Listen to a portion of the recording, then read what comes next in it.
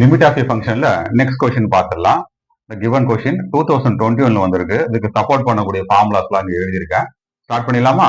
இப்போ நான் ஃபர்ஸ்ட் பண்ணக்கூடிய ஆக்டிவிட்டி நியூமரேட்டர் அண்ட் டினாமினேட்டர் ரெண்டுத்து கூடயுமே 1/2 நான் மல்டிப்ளை பண்ணிக்கிறேன். இது ஃபர்ஸ்ட் ஆக்டிவிட்டி.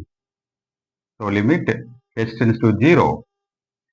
நெக்ஸ்ட் கான்ஸ்டன்டா இருக்கிற அந்த 2 அண்ட் √3 taken out.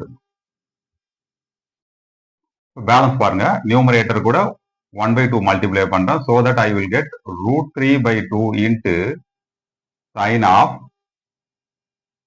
pi/6 plus h minus 1/2 into cos of pi/6 plus h. so numerator கூட இப்போ நான் 1/2 மல்டிப்ளை பண்றேன். சிமிலர்லி டினாமினேட்டர்லயும் 1/2 மல்டிப்ளை பண்றேன். ஸோ என்ன சான்ஸ் பாருங்க, ஆல்ரெடி ஒரு h இருக்கு. அது தவிர √3 cos h. So √3/2 into cos h எழுத முடியும். Minus sin h can be written as 1/2 into sin h. நல்லா பாருங்க, what is √3/2? cos of pi/6.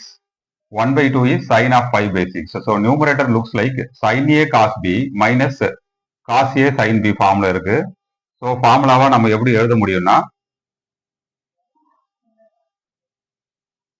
sin a cos b minus cos a sin b equal to sin of a minus b. What is a? pi/6 plus h. b is pi/6. So denominator already உங்களுக்கு h இருக்கு. So இந்த இடத்துல பாருங்க, cos a cos b formula இருக்கு. Because √3/2ன்றது வந்து cos pi/6 ஓட value, 1/2ன்றது sin pi/6.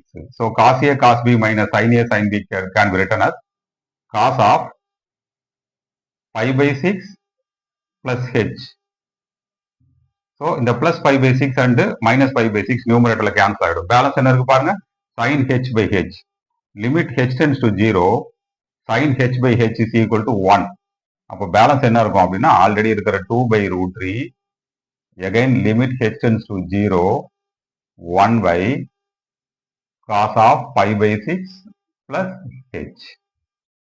Because limit h tends to 0, sin h/h ஓட வேல்யூ 1. இப்போ ஹெச்சுக்கு நீங்க 0 அப்ளை பண்ணுங்க. ஆல்ரெடி உங்களுக்கு என்ன இருக்கு, 2/√3, 1/cos pi/6. cos pi/6 ஓட வேல்யூ that is also √3/2. இப்போ denominator √3, numerator 2. So 2 into 2, 4, √3 into √3, 3. This is the answer. That's all.